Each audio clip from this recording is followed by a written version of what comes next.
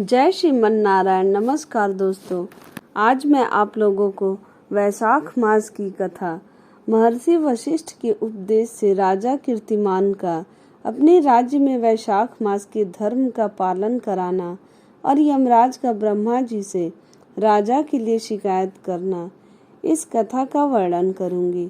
इसलिए आप लोग मेरे वीडियो में अंत तक बने रहें, वीडियो को स्किप ना करें और ध्यान से सुनें। वीडियो थोड़ी सी लंबी हो जाती है क्योंकि वैशाख मास का कथा जो है जितने भी अध्याय हैं बड़े बड़े ही हैं। मिथिलापति ने पूछा, ब्राह्मण, जब वैशाख मास के धर्म अतिशय सुलभ, पुण्य राशि प्रदान करने वाले, भगवान विष्णु के लिए प्रीतिकारक, चारों पुरुषार्थों की तत्काल सिद्धि करने वाले, सनातन और वेदोक्त हैं, तब संसार में उनकी प्रसिद्धि कैसे नहीं हुई। श्रुत देव जी ने कहा, राजन, इस पृथ्वी पर लौकिक कामना रखने वाले ही मनुष्य अधिक हैं। उनमें से कुछ राजस और कुछ तामस हैं। वे लोग इस संसार के भोगों तथा पुत्र पौत्रादि संपदाओं की ही अभिलाषा रखते हैं। कहीं किसी प्रकार का कभी बड़ी कठिनाई से कोई एक मनुष्य ऐसा मिलता है जो स्वर्ग लोक के लिए प्रयत्न करता है और इसीलिए वह यज्ञ आदि पुण्य कर्मों का अनुष्ठान बड़े प्रयत्न से करता है, परंतु मोक्ष की उपासना प्रायः कोई नहीं करता। तुच्छ आशाएं लेकर बहुत से कर्मों का आयोजन करने वाले लोग प्रायः काम्य कर्मों के ही उपासक हैं। यही कारण है कि संसार में राजस और तामस धर्म अधिक विख्यात हो गए हैं, परंतु सात्विक धर्मों की प्रसिद्धि नहीं हुई। ये सात्विक धर्म भगवान विष्णु को प्रसन्न करने वाले हैं, निष्काम भाव से किए जाते हैं और इहलोक तथा परलोक में सुख प्रदान करते हैं। देव माया से मोहित होने के कारण मूढ़ मनुष्य इन धर्मों को नहीं जानते हैं। पूर्व काल की बात है, काशीपुरी में कीर्तिमान नाम से विख्यात एक चक्रवर्ती राजा थे। वे इक्ष्वाकु वंश के भूषण तथा महाराज ऋग के पुत्र थे। संसार में उनका बड़ा यश था। वे अपनी इंद्रियों पर और क्रोध पर विजय पा चुके थे। ब्राह्मणों के प्रति उनके मन में बड़ी भक्ति थी। राजाओं में उनका स्थान बहुत ऊंचा था। एक दिन वे मृगया में आसक्त होकर महर्षि वशिष्ठ के आश्रम पर आए। वैशाख मास की चिलचिलाती हुई धूप में यात्रा करते हुए राजा ने मार्ग में देखा, महात्मा वशिष्ठ के शिष्य जगह जगह अनेक प्रकार के कार्यों में विशेष तत्परता के साथ संलग्न थे। वे कहीं पौसला बनाते थे और कहीं छाया मंडप, किनारे पर झरनों के जल को रोक कर स्वच्छ बावली बनाते थे। कहीं वृक्षों के नीचे बैठे हुए लोगों को वे पंखा डुलाकर हवा करते थे, कहीं ऊख देते, कहीं सुगंधित पदार्थ भेंट करते और कहीं फल देते थे। दोपहरी में लोगों को छाता देते और संध्या के समय शरबत। कोई शिष्य घनी छाया वाले वन में झाड़ बुहार कर साफ किए हुए आश्रम के प्रांगणों में हितकारक बालू का बिछाते थे और कुछ लोग वृक्षों की शाखा में झूला लटकाते थे। उन्हें देखकर राजा ने पूछा, आप लोग कौन हैं? उन्होंने उत्तर दिया, हम लोग महर्षि वशिष्ठ के शिष्य हैं। राजा ने पूछा, यह सब क्या हो रहा है? वे बोले, ये वैशाख मास कर्तव्य रूप से बताए गए धर्म हैं, जो धर्म अर्थ काम मोक्ष चारों पुरुषार्थों के साधक हैं। हम लोग गुरुदेव वशिष्ठ की आज्ञा से इन धर्मों का पालन करते हैं। राजा ने पुनः पूछा, इनके अनुष्ठान से मनुष्यों को कौन सा फल मिलता है? किस देवता की प्रसन्नता होती है? उन्होंने उत्तर दिया, हमें इस समय यह बताने के लिए अवकाश नहीं है। आप गुरु जी से ही यथोचित प्रश्न कीजिए। वे महायशस्वी महर्षि इन धर्मों को यथार्थ रूप से जानते हैं। शिष्यों से ऐसा उत्तर पाकर राजा शीघ्र ही महर्षि वशिष्ठ के पवित्र आश्रम पर, जो विद्या और योग शक्ति से संपन्न था, गए। राजा को आते देख महर्षि वशिष्ठ मन ही मन बड़े प्रसन्न हुए। उन्होंने सेवकों सहित महात्मा राजा का विधि पूर्वक आतिथ्य सत्कार किया। जब वे आराम से बैठ गए तब गुरु वशिष्ठ से प्रसन्नता पूर्वक बोले, भगवान, मैंने मार्ग में आपके शिष्यों द्वारा परम आश्चर्यमय शुभ कर्मों का अनुष्ठान होते देखा है, किंतु उसके संबंध में जब प्रश्न किया तब उन्होंने दूसरी कोई बात न बताकर आपके पास जाने की आज्ञा दी। उनकी आज्ञा के अनुसार मैं इस समय आपके समीप आया हूँ। मेरे मन में उन धर्मों को सुनने की बड़ी इच्छा है, अतः आप मुझसे उनका वर्णन करें। तब महायशस्वी वशिष्ठ जी ने प्रसन्नता पूर्वक कहा, राजन, तुम्हारी बुद्धि को उत्तम शिक्षा मिली है, अतः उसने यह उत्तम निश्चय किया है, भगवान विष्णु की कथा के श्रवण और भगवत कर्मों के अनुष्ठान में जो तुम्हारी बुद्धि की आत्यंतिक प्रवृत्ति हुई है, यह तुम्हारे किसी पुण्य का ही फल है, जिसने वैशाख मास में बताए हुए महाधर्मों के द्वारा भगवान श्री हरि की आराधना की है। उसके उन धर्मों से भगवान बहुत संतुष्ट होते और उसे मनवांछित वस्तु प्रदान करते हैं। संपूर्ण जगत के स्वामी भगवान लक्ष्मीपति समस्त पाप राशि का विनाश करने वाले हैं। वे सूक्ष्म धर्मों से प्रसन्न होते हैं, केवल परिश्रम और धन से नहीं।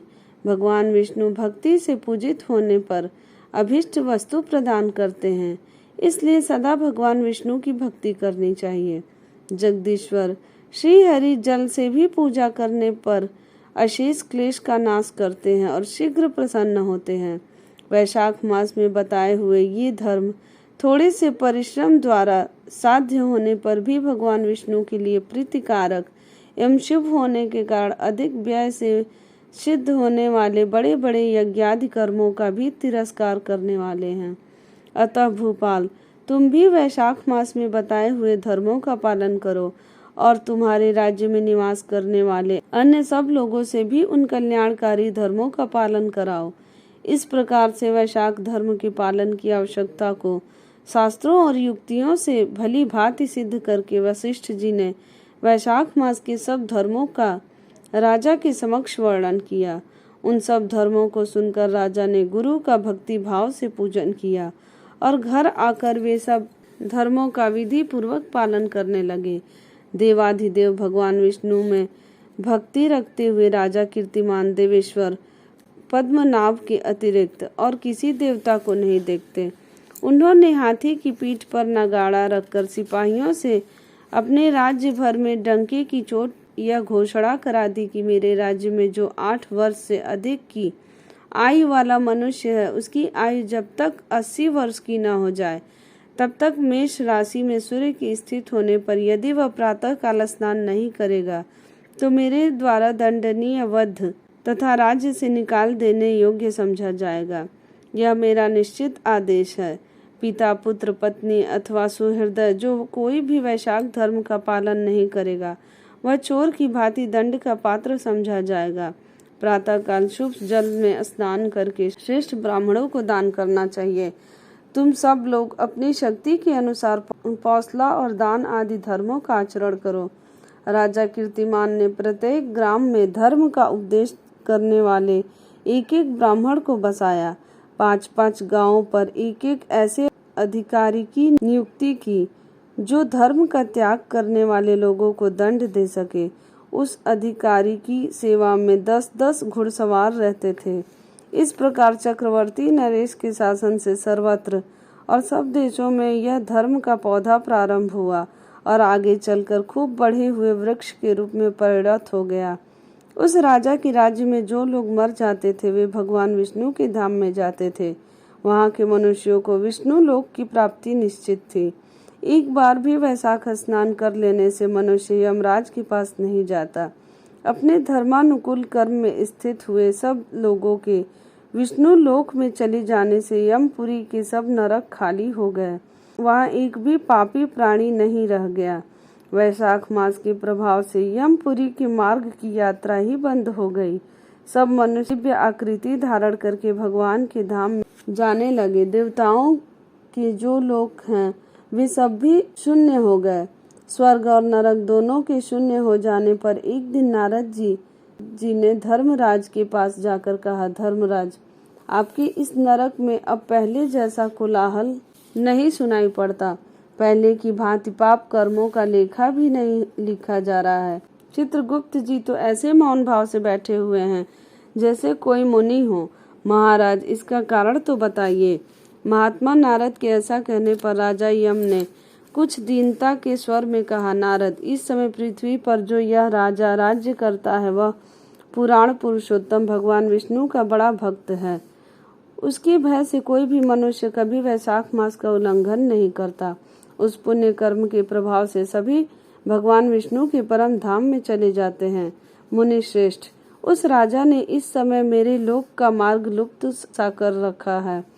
स्वर्ग और नरक दोनों को शून्य बना दिया है। अतः ब्रह्मा जी के समीप जाकर यह सब समाचार उनसे निवेदन करके तभी मैं स्वस्थ होऊंगा। ऐसा निश्चय करके यमराज ब्रह्मा जी के लोक में गए और वहां बैठे हुए उन ब्रह्मा जी का दर्शन किया जिनका आश्रय ध्रुव है, जो इस जगत की बीज तथा सब लोगों के पितामह हैं और समस्त लोकपाल, दिक्पाल तथा देवता जिनकी उपासना करते हैं।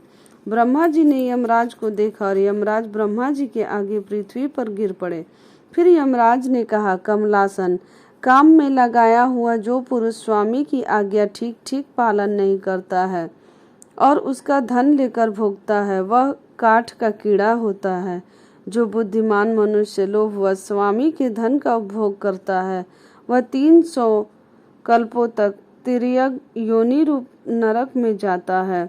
जो कार्य में नियुक्त हुआ पुरुष कार्य करने में समर्थ होकर भी अपने घर में ही बैठा रहता है, वह बिलाव होता है। देव, मैं आपको आज्ञा से धर्म पूर्वक प्रजा का शासन करता आ रहा हूँ। मैं अब तक मुनियों और धर्म शास्त्रों के कथनानुसार पुण्यात्मा को पुण्य के फल से और पापात्मा को पाप के फल से संयुक्त किया करता था, परंतु अब आपकी आज्ञा का पालन करने में असमर्थ हो गया हूँ। कीर्तिमान के राज्य में सब लोग वैशाख मासोक्त पुण्य कर्मों का अनुष्ठान करके पितरों और पितामहों के साथ वैकुंठ धाम में चले जाते हैं। उनके मरे हुए पितर और मातामह आदि भी विष्णु लोक में चले जाते हैं। इतना ही नहीं, पत्नी के पिता, ससुर आदि भी मेरे लेख को मिटाकर विष्णु लोक में चले जाते हैं। देव, बड़े बड़े यज्ञों द्वारा भी मनुष्य वैसी गति नहीं पाता है जैसी वैशाख मास में मिल रही है। संपूर्ण तीर्थों से, दान आदि से, तपस्याओं से, व्रतों से अथवा संपूर्ण धर्मों से युक्त मनुष्य भी उस गति को नहीं पाता जो वैशाख धर्म में तत्पर हुए मनुष्य को प्राप्त हो रही है। वैशाख में प्रातः काल स्नान करके देव पूजन, मास, महात्मा की कथा का श्रवण तथा भगवान विष्णु को प्रिय लगने वाले तदनुकूल धर्मों का पालन करने वाले मनुष्य एकमात्र विष्णु लोक का स्वामी होता है। और जगतपति भगवान विष्णु के लोक की तो मेरी समझ में कोई सीमा ही नहीं है, क्योंकि सब ओर से कोटि कोटि प्राणियों का समुदाय वहां पहुंच रहा है, तो भी वह भरता नहीं है।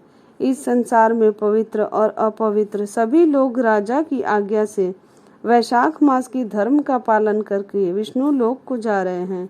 लोकनाथ, उसकी प्रेरणा से संस्कारहीन मनुष्य भी वैशाख स्नान मात्र से वैकुंठ धाम में चले जाते हैं।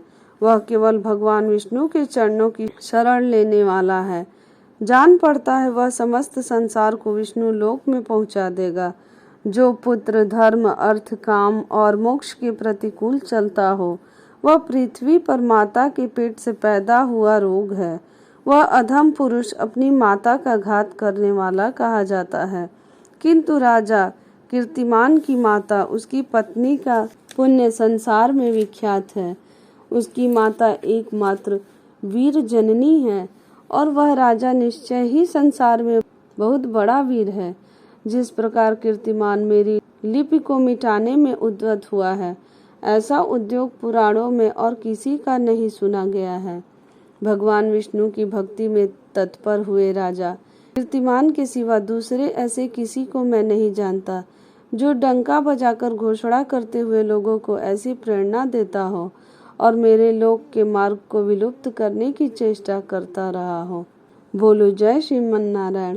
अगर आपको मेरी यह कथा अच्छी लगी हो तो मेरे चैनल को लाइक करें, सब्सक्राइब करें, शेयर करें और कमेंट में जय श्रीमन नारायण जरूर लिखें। इसकी आगे की कथा मैं अपने अगले वीडियो में सुनाऊंगी, इसलिए आप लोग मेरे चैनल को सब्सक्राइब ज़रूर कर लें, क्योंकि आने वाला वीडियो आप लोगों को सबसे पहले उसकी नोटिफिकेशन मिलती रहे।